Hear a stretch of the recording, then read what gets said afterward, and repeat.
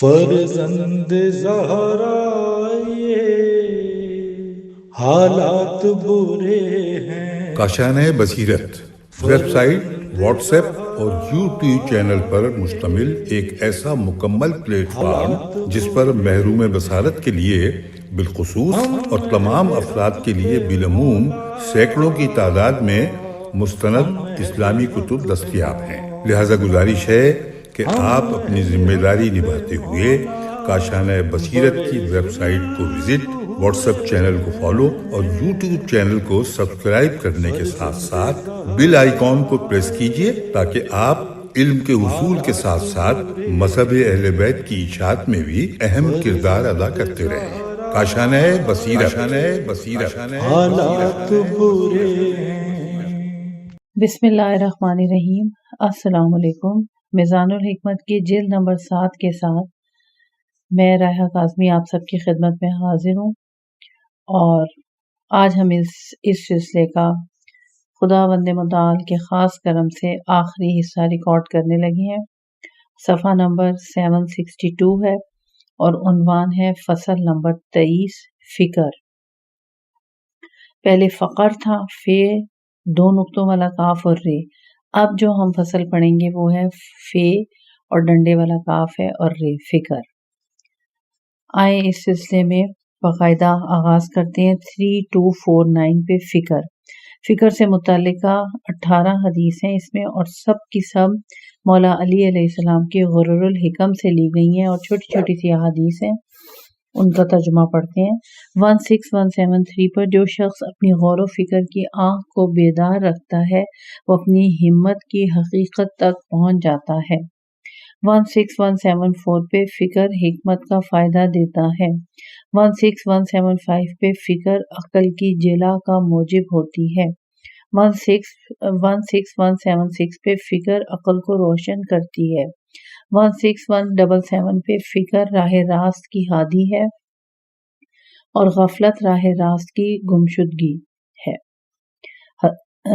16178 پر فکر 2 ہدایتوں میں سے ایک ہے۔ 16179 پہ خیر کے بارے میں غور و فکر اس پر عمل کی دعوت دیتی ہے۔ 16180 پر انجام کے بارے میں غور و فکر تباہیوں اور ہلاکتوں سے نجات دلاتی ہے۔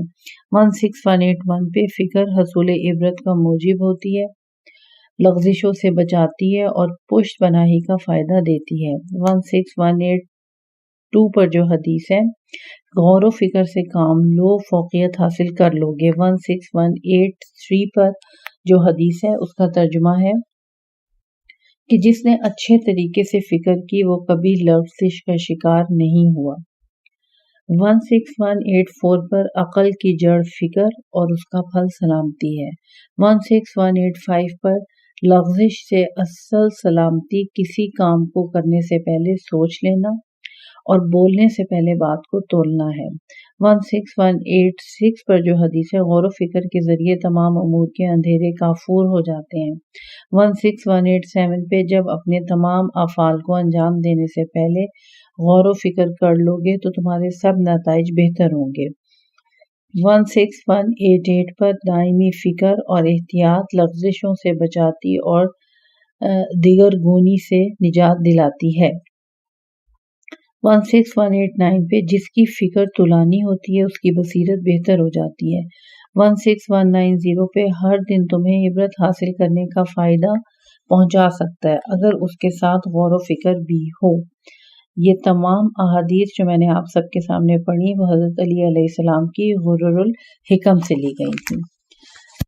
3250 پر جو موضوع ہے وہ ہے تفکر۔ تفکر کے سلسلے میں قرآن مجید کی سورہ بقرہ کی 219 آیت سے آغاز کیا جا رہا ہے۔ اس طرح اللہ تعالیٰ تمہارے لیے احکام کو کھول کر بیان فرماتا ہے تاکہ تم غور کرو۔ اسی طرح تفکر کے ہی موضوع پر ایک اور قرآن کی آیت ہے، سورہ الحشر کی آیت نمبر 21 ہے، اور یہ جس کا ترجمہ ہے اور یہ مثالیں ہم کل آدمیوں کے لیے بیان کرتے ہیں تاکہ وہ غور و فکر کریں۔ قول مؤلف مزید آیات کے لیے ملاحظہ ہو سورہ بقرہ کی آیت نمبر 266 اور 269، آل عمران کی 137 اور 13 آیت، سورہ الانعام کی آیت نمبر 11, 36, 50, 152. سورہ اعراف کی آیت نمبر 3, 176, 185, 201, 202. سورہ یونس کی آیت نمبر 24, 73, 101. سورہ یوسف کی آیت نمبر 109, 111. سورہ رات کی آیت نمبر 3. سورہ حجر کی آیت نمبر 75 اور 77. سورہ نحل کی آیت نمبر 11 اور 36. سورہ مومنون کی آیت نمبر 86. سورہ فرقان کی آیت نمبر 50 اور 73. سورہ نمل کی آیت نمبر 62 اور 73. سورہ عنکبوت کی آیت نمبر 23, 24, 35 اور 43. سورہ روم کی آیت نمبر 8, 9 اور 21. سورہ مومن کی آیت نمبر 13, 58, 82. سورہ سجدہ کی آیت نمبر 53, 54. سورہ جاثیہ کی آیت نمبر 3, 5, 13. سورہ انفال کی آیت نمبر 10. سورہ زاریات کی آیت نمبر 20, 21. سورہ قمر کی آیت نمبر 4 and 15. سورہ حشر کی آیت نمبر 2 اور آیت نمبر 21. سورہ حاقہ کی آیت نمبر 12. سورہ مزمل کی آیت نمبر 19. سورہ دہر کی آیت نمبر 29. اب آئیں اس سلسلے میں تفکر کے سلسلے میں احادیث کا مطالعہ کرتے ہیں۔ 16191 پہ غور و فکر سے کام لینا صاحبان بصیرت کے دلوں کی حیات ہے۔ حضرت علی علیہ السلام بحار الانوار کی جلد نمبر 78 صفحہ نمبر 115۔ 16192 پر غور و فکر سے اپنے دل کو بیدار رکھو، رات کو اپنے پہلوؤں کو بستروں سے دور رکھو اور اپنے رب اللہ سے ڈرتے رہو۔ حضرت علی علیہ السلام بحار الانوار کی جلد نمبر 71 صفحہ نمبر 318، کافی کی جلد نمبر 2 اور صفحہ نمبر 54۔ 16193 پر غور و فکر نیکی کی طرف بلاتے اور اس پر عمل کرنے کی دعوت دیتے ہیں۔ حضرت علی علیہ السلام بحار الانوار کی جلد نمبر 71 ہے، صفحہ نمبر 322 ہے اور 328 ہے، اور کافی کی جلد نمبر 2 ہے اور صفحہ نمبر 55 ہے۔ 16194 پہ اپنے نفس کو فکر سے کبھی جدا نہ رکھو کہ اس طرح تمہاری حکمت میں اضافہ ہوگا اور عبرت حاصل ہوگی اور تمہیں گناہوں سے بچائے گی۔ حضرت علی علیہ السلام غرر الحکم۔ 16195 پہ میں تمہیں اللہ کے تقوی اور دائمی غور و فکر کی وصیت کرتا ہوں، کیونکہ غور و فکر ہر اچھائی کے ماں باپ ہیں۔ حضرت امام حسن علیہ السلام تنبیہ الخواطر صفحہ نمبر 43 ہے۔ 16196 پہ باقی کو فانی سے تمیز کرنا اعلیٰ ترین فکر ہے۔ حضرت علی علیہ السلام غرور الحکم۔ 16197 پہ آنکھوں والا وہ ہے جو سنے تو غور کرے، نظر اٹھائے تو حقیقتوں کو دیکھ لے اور عبرتوں سے فائدہ اٹھا کر واضح راستہ اختیار کرے، حرص کے گڑھوں میں گرنے سے بچتا رہے۔ حضرت علی علیہ السلام نہج البلاغہ خطبہ نمبر 153۔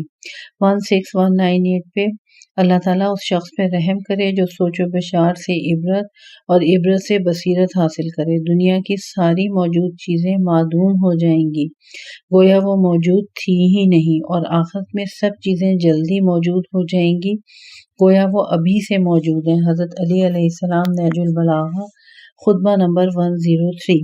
16199 پہ حدیث کا ترجمہ ہے کہ جو غور و فکر کرتا ہے وہ بصیرت حاصل کر لیتا ہے۔ حضرت علی علیہ السلام نہج البلاغہ مکتوب 31۔ 16200 پہ اے سننے والوں اپنی سرمستیوں سے ہوش میں آؤ، غفلت سے آنکھیں کھولو، اس دنیا کی دوڑ دھوپ کو کم کرو اور جو باتیں نبی مکرم صلی اللہ علیہ وآلہ وسلم کی زبان مبارک سے پہنچی ہیں ان میں اچھی طرح غور و فکر کرو کہ ان سے نہ کوئی چارہ ہے اور نہ ہی کوئی راہ گریز۔ حضرت علی علیہ السلام نہج البلاغہ خطبہ نمبر 153۔ 16201 پہ مومن کے ساتھ معاملہ، مومن کے متعلق فرمایا ہمہ وقت مشغول، شاکر، صابر اور فکر میں غرق رہتا ہے۔ حضرت علی علیہ السلام نہج البلاغہ حکمت نمبر 333۔ 16202 پہ اے اللہ کے بندو اللہ سے اس طرح ڈرو جس طرح وہ مرد زیرک و دانا ڈرتا ہے، جس کے دل کو عقبہ کی سوچ و بچار نے دیگر باتوں سے غافل کر دیا ہو اور خوف نے اس کے بدن کو ताब व गफलत में डाल दिया हो। हज़रत अली अलैहिस्सलाम नहजुल बलागा खुतबा नंबर 83 16203 पर अता कहते हैं कि मैं और उबैद बिन उमैर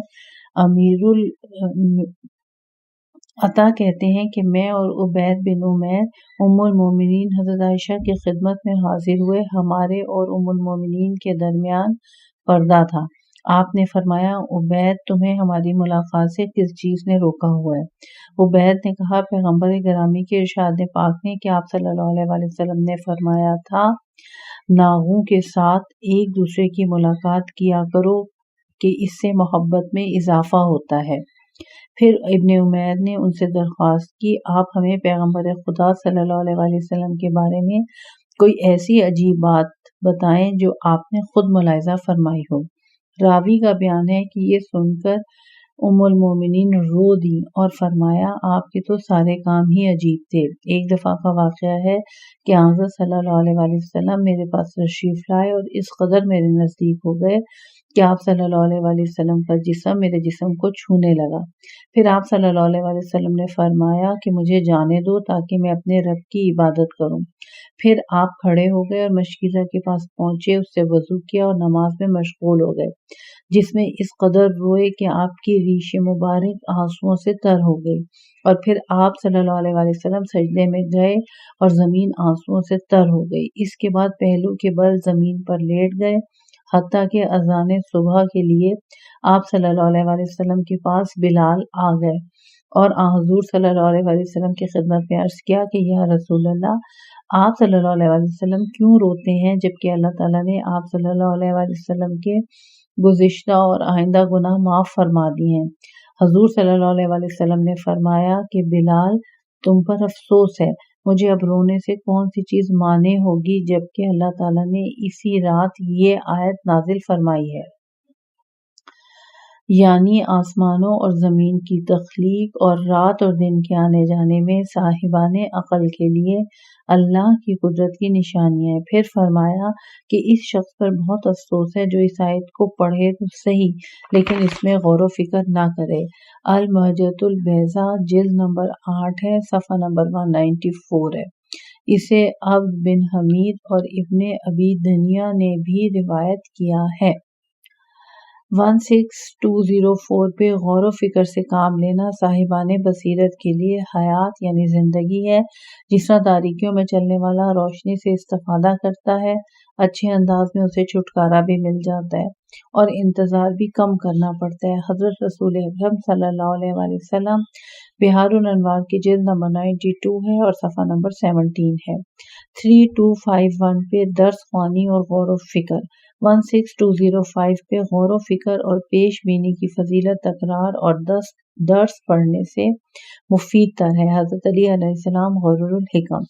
अगली हदीस भी मौला अली अलैहिस्सलाम की गुरूरुल हिकम से है। 16206 पे जो शख्स कुछ इल्म पढ़ लेता है, इसमें ज़्यादा से ज़्यादा गौर व फिक्र करे तो इसका इल्म पुख्ता हो जाता है और जिस चीज़ को नहीं समझ सका उसे समझ लेता है।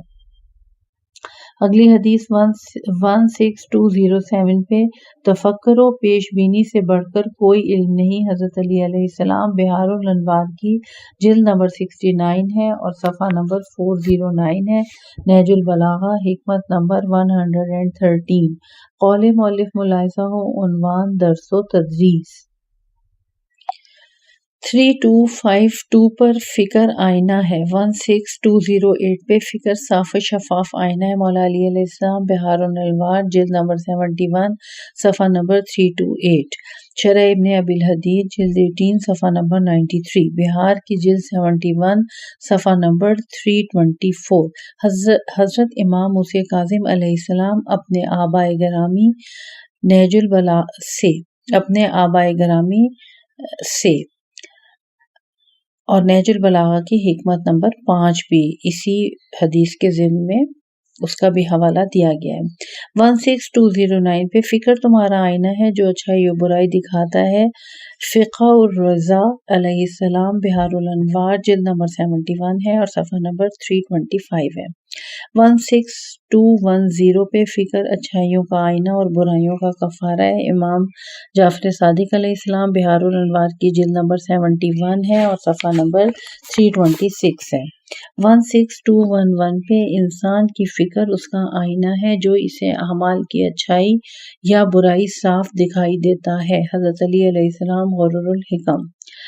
3253 پر غور و فکر کے بغیر کوئی عبادت نہیں۔ 16212 پر جو حدیث ہے، کثرت سے نماز و روزے کا نام عبادت نہیں بلکہ امر خداوندی میں غور و فکر عبادت ہے، امام جعفر صادق علیہ السلام کافی کی جلد نمبر 2 ہے اور صفحہ نمبر 55 ہے۔ حضرت امام حسن عسکری علیہ السلام بہار الانوار کی جلد نمبر 71 ہے اور صفحہ نمبر 325 ہے۔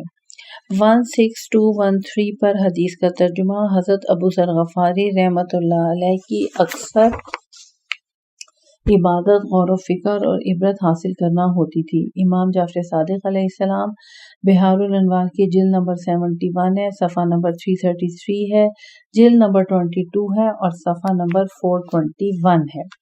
16214 پہ حضرت ابو ذر رضی اللہ تعالیٰ عنہ کی والدہ سے کسی نے جناب ابو ذر رضی اللہ تعالیٰ عنہ کی عبادت کے بارے میں سوال کیا تو انہوں نے فرمایا ان کا تمام دن لوگوں سے ہٹ کر ایک گوشے میں غور و فکر کرنے میں گزر جاتا تھا، تنبیہ الخواطر صفحہ نمبر 207۔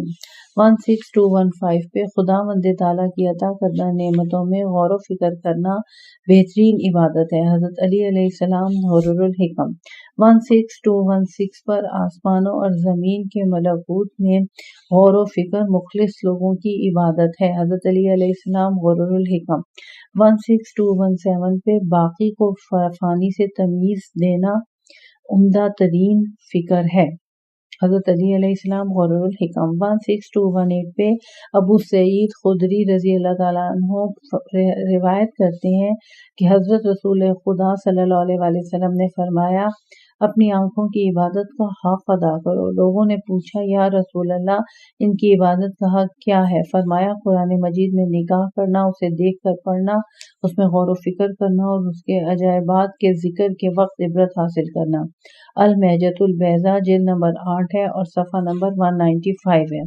16219 پر افضل عبادت ذات الہی اور اس کی قدرت میں ہمیشہ غور و فکر سے کام لینا ہے، حضرت امام جعفر صادق علیہ السلام بہار الانوار کی جلد نمبر 71 ہے، صفحہ نمبر 321 ہے، کافی کی جلد نمبر 2 ہے اور صفحہ نمبر 55 ہے۔ 16220 پر حدیث کا ترجمہ، صنعت الہی میں تفکر جیسی کوئی عبادت نہیں، حضرت علی علیہ السلام بہار الانوار کی جلد نمبر 71 ہے اور صفحہ نمبر 324 ہے۔ قول مؤلف ملاحظہ ہو عبادت باب ہے عبادت کی قسمیں۔ 3254 پہ ایک گھڑی کا غور و فکر۔ 16221 پہ ایک گھڑی کا غور و فکر 1 سال کی عبادت سے بہتر ہے، صاحبان عقل ہی غور و فکر سے کام لیتے ہیں، امام جعفر صادق علیہ السلام بہار الانوار کی جلد نمبر 71 ہے اور صفحہ نمبر 327 ہے۔ 16222 پہ ایک گھڑی کا غور و فکر 1 سال کی عبادت سے بہتر ہے، امام جعفر صادق علیہ السلام بہار الانوار کی جلد نمبر 71 ہے اور صفحہ نمبر 326 ہے۔ اگلی حدیث نہایت مختصر سی ہے۔ 16223 پر جو حدیث ہے وہ ہے گھڑی بھر کی مختصر سوچ و بچار طولانی عبادت سے افضل ہے، حضرت علی علیہ السلام غرر الحکم۔ 16224 پہ حسن ثقل کہتے ہیں، سواد یہ 2 نقطوں والا کاف اور لام۔ حسن ثقل کہتے ہیں کہ میں نے حضرت امام جعفر صادق علیہ السلام کی خدمت میں عرض کیا کیا گھڑی بھر کا غور و فکر رات بھر کے قیام یعنی عبادت سے افضل ہے؟ فرمایا ہاں، رسول خدا صلی اللہ علیہ وآلہ وسلم نے فرمایا ہے کہ ایک گھڑی کا غور و فکر 1 رات کی عبادت سے افضل ہے۔ میں نے عرض کیا غور و تفکر کیوں کر کیا جائے؟ فرمایا جب انسان ویرانے گھر کے پاس سے گزرے تو کہے تیرے بنانے والے کہاں اور تیرے ساکنین کہاں ہیں؟ تو بولتا کیوں نہیں، بہار الانوار کی جلد نمبر 71 ہے اور صفحہ نمبر 325 اور 320۔ 3255 پر جو موضوع ہے وہ ہے فکر کو صاف کرنے والی چیزیں۔ اس سلسلے میں جو احادیث ہیں، 2 احادیث اس میں بیان کی گئی ہیں اور دونوں مختصر سی ہیں۔ 16225 پہ کم کھانے والے کی فکر صاف ہوتی ہے، حضرت علی علیہ السلام، غرر الحکم۔ دوسری حدیث بھی حضرت علی علیہ السلام کی غرر الحکم سے ہے۔ 16226 پہ جو ہمیشہ پیٹ بھرے اس کی فکر کیسے صاف ہو سکتی ہے۔ قول مؤلف ملاحظہ ہو، قلب دل ہے، باب قلب اور پھر بریکٹ میں لکھا ہوا ہے دل یعنی باب جو چیزیں سنگ دلی پیدا کرتی ہیں، نیز غفلت، اور باب ہے جو چیزیں غفلت کا موجب بنتی ہیں۔ معرفت نمبر 1 اور باب ہے معرفت کی شرائط۔ باب معرفت میں رکاوٹیں، عقل اور باب ہے عقل کے دشمن۔ 3255 پہ ممنوع غور و فکر۔ 16227 پہ حکمت و دانائی کے امور کے علاوہ دیگر باتوں میں غور و فکر کرنا حوث ہے، حضرت علی علیہ السلام، غرر الحکم۔ 16228 پہ گناہوں کے بارے میں زیادہ غور و فکر کرنے والے کو یہ غور و فکر گناہوں کے ارتکاب کی دعوت دیتا ہے، حضرت علی علیہ السلام، غرر الحکم۔ 16229 پہ حدیث کا ترجمہ لذتوں میں زیادہ فکر کرنے والے پر لذتیں غالب آ جاتی ہیں، حضرت علی علیہ السلام، غرر الحکم۔ 16230 پہ عظمت الہی میں تفکر کرنے والا حیران و سرگردان ہو جاتا ہے، حضرت علی علیہ السلام، غرر الحکم۔ قول مؤلف ملاحظہ ہو، معرفت نمبر 3 اور باب ہے ذات الہی میں تفکر۔ 3257 پر سابقہ کے حالات میں غور و فکر یعنی علم تاریخ۔ اس سلسلے میں سورہ روم کی آیت نمبر 9 قرآن مجید کی، جس کا ترجمہ پڑھتے ہیں، کیا وہ زمین پہ چلے پھرے نہیں کہ دیکھتے کہ ان سے پہلوں کا انجام کیسا ہوا، جو ان سے قوت میں بھی زیادہ تھے، جتنی زمین ان لوگوں نے آباد کی ہے اس سے زیادہ انہوں نے کاشت کی اور اسے بسایا تھا۔ ان کے رسول ان کے پاس کھلی دلیلیں لے کر آئے تھے، اور اللہ کی تو یہ شان نہیں کہ ان پر ظلم کرتا، لیکن وہ اپنے آپ پر خود ہی ظلم کیا کرتے تھے۔ دوسری آیت آل عمران کی 137 آیت ہے، تم سے پہلے بہت سے واقعات گزر گئے، پس دنیا میں چلو پھرو اور دیکھو کہ جھٹلانے والوں کا انجام کیا ہوا۔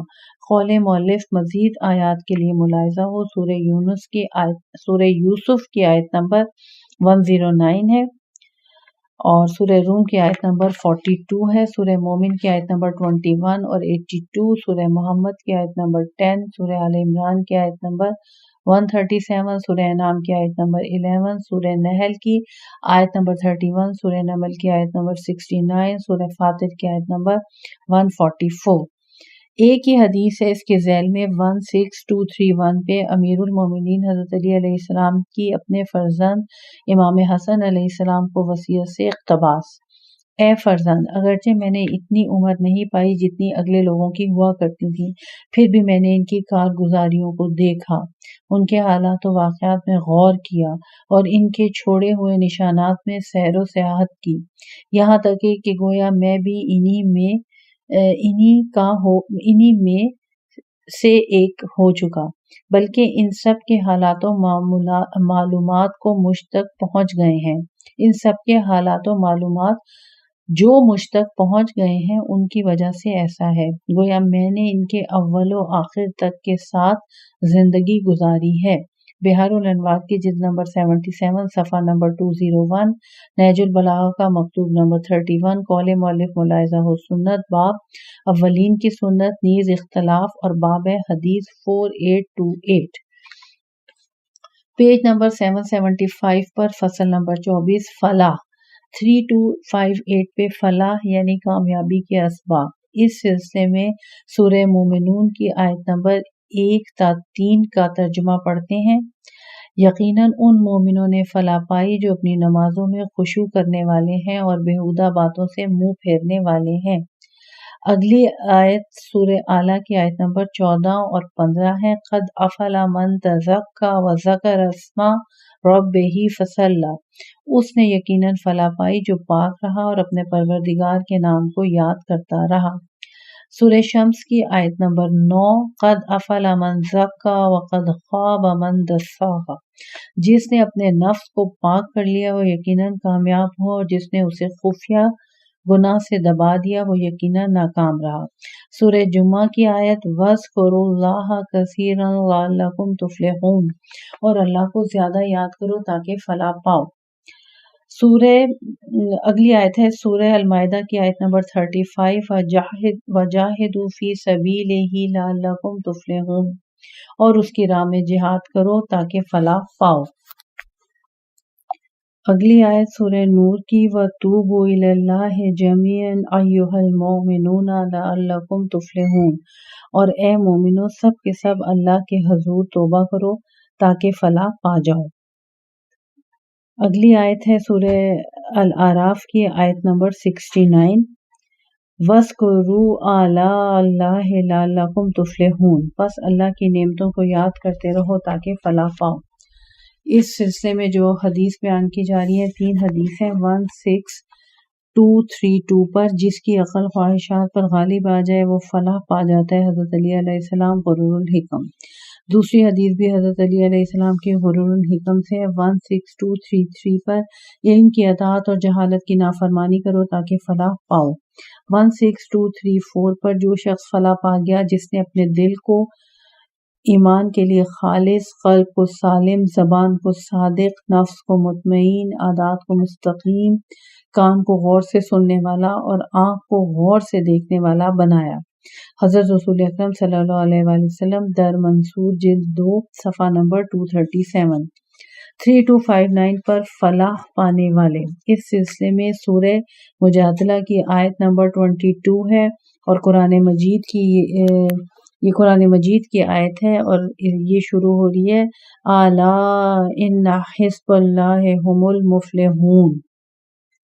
فلاح پانے والے سے متعلق ایک اور قرآن کی آیت کا اس میں حوالہ دیا گیا، سورہ تغابن کی آیت نمبر 16 وَمَن يُوقَ شُحَّ نَفْسِهِ فَأُولَئِكَ هُمُ الْمُفْلِحُونَ، اور جو شخص اپنے نفس کی کنجوسی سے بچا لیا گیا وہی پوری طرح فلاح پانے والے ہیں۔ قول مؤلف مزید آیات کے لیے ملاحظہ ہو سورہ بقرہ کی آیت نمبر 5، آل عمران کی آیت نمبر 104، سورہ اعراف کی آیت نمبر 8 اور 157 ہے، سورہ توبہ کی آیت نمبر 88، مومنون کی آیت نمبر 102، سورہ نور کی آیت نمبر 51، سورہ روم کی آیت نمبر 38 اور سورہ لقمان کی آیت نمبر 5۔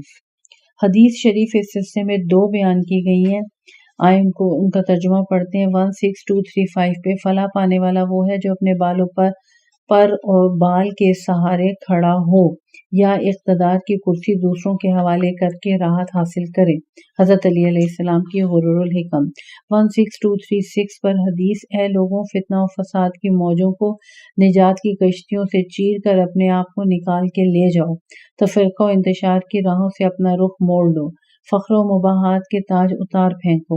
صحیح طریقہ عمل اختیار کرنے میں کامیاب وہ ہے جو اٹھے تو پر و بال کے ساتھ اٹھے، نہیں تو اقتدار کی کرسی دوسروں کے لیے چھوڑ دے، اور اس طرح خلق خدا کو بدامنی سے راحت میں رکھے، حضرت علی علیہ السلام، نہج البلاغہ خطبہ نمبر 5۔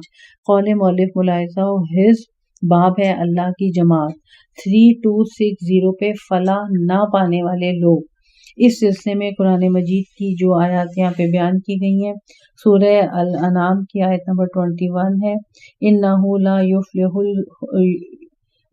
لَا يُفْلِحُ الظَّالِمُونَ، یقیناً ظالم فلاح نہیں پائیں گے۔ سورہ یونس کی آیت نمبر 17 اِنَّهُ لَا يُفْلِحُ الْمُجْرِمُونَ، مجرم یقیناً فلاح نہیں پائیں گے۔ سورہ مومنون کی آیت نمبر 117 اِنَّهُ لَا يُفْلِحُ الْكَافِرُونَ، کافر یقیناً فلاح نہیں پائیں گے۔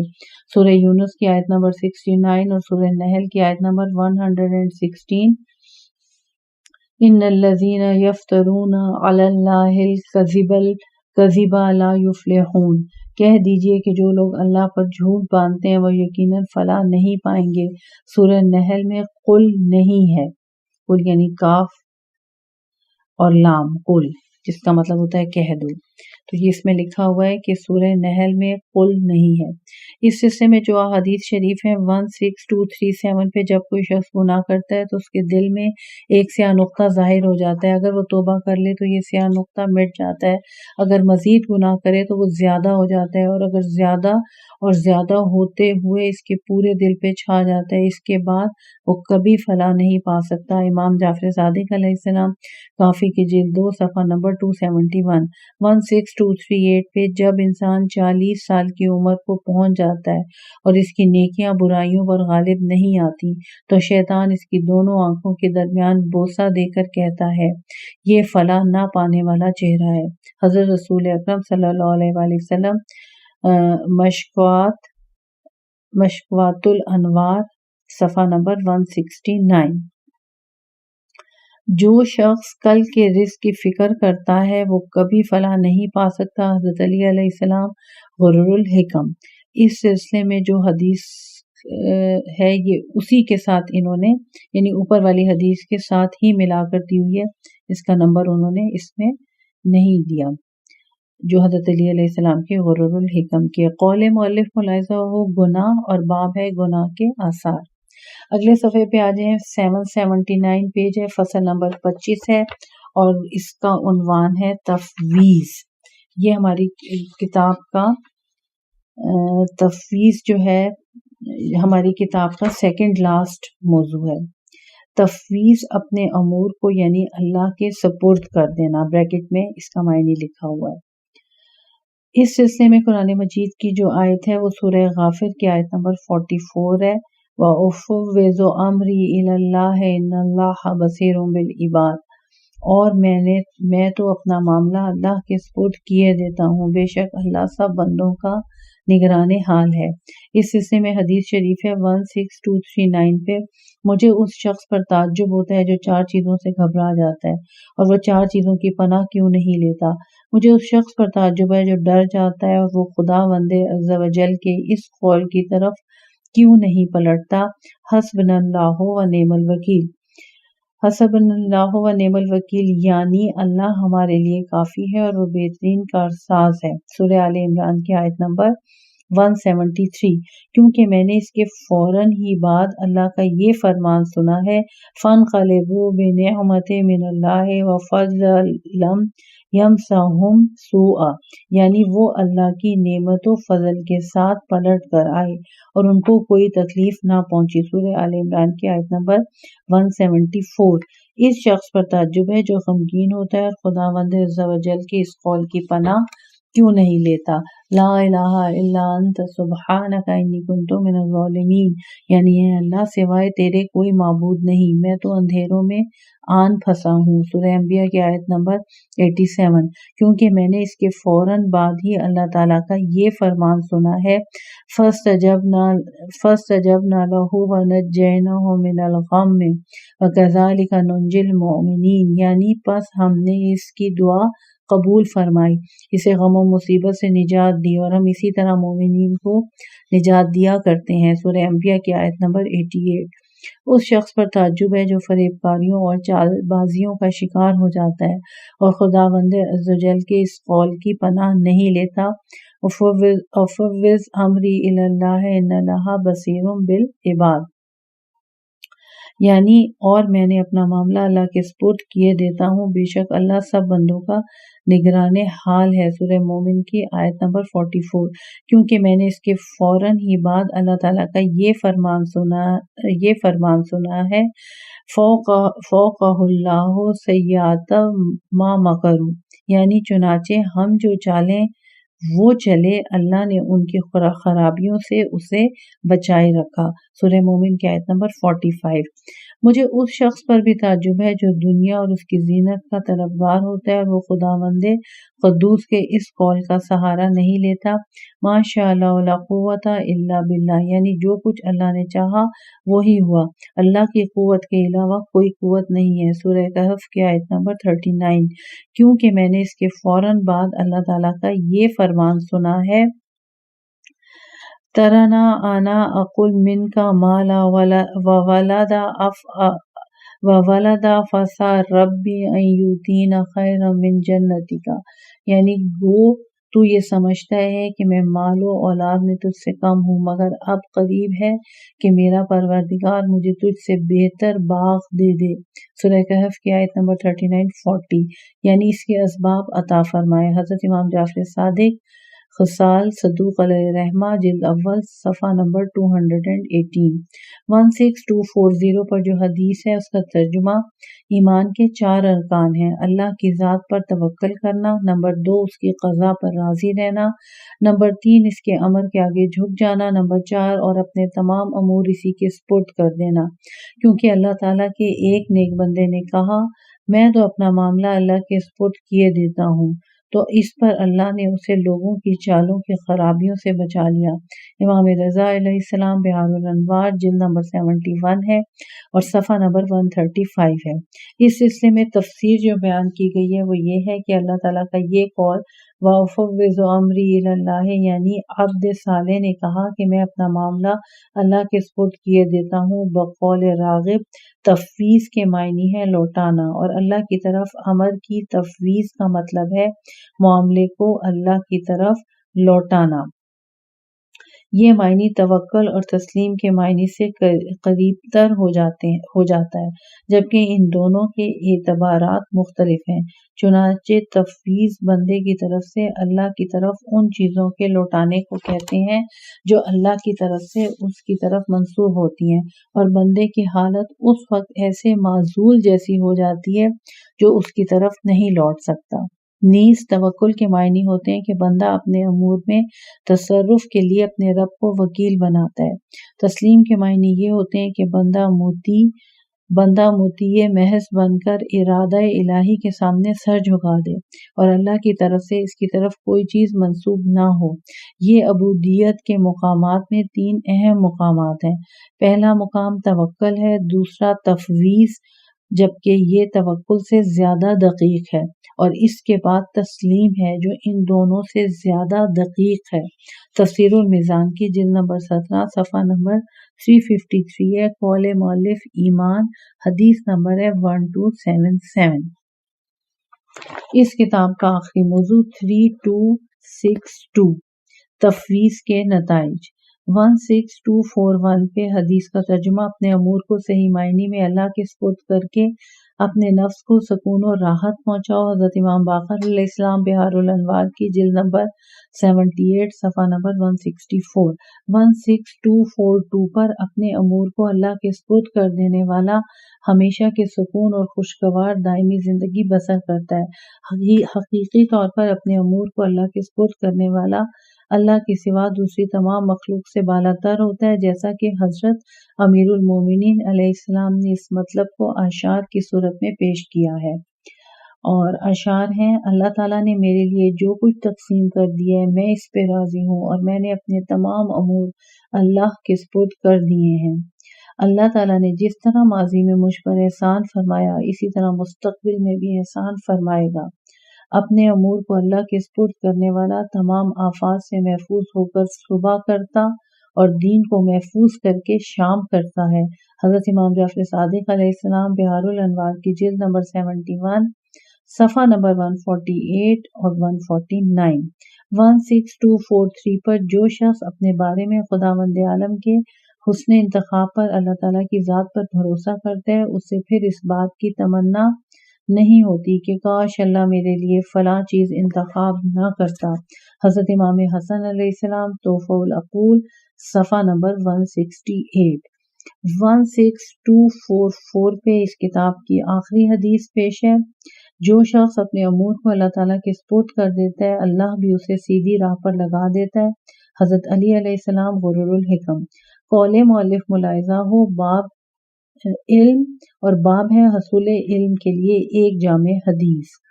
آخر میں حاشیے میں یہ لکھا ہوا ہے: بار الہ ہمیں صحیح معنوں میں اپنے امور کو اپنی ذات کے سپرد کر دینے کی توفیق عطا فرما اور سیدھی راہ پر قائم و برقرار رکھ، آمین۔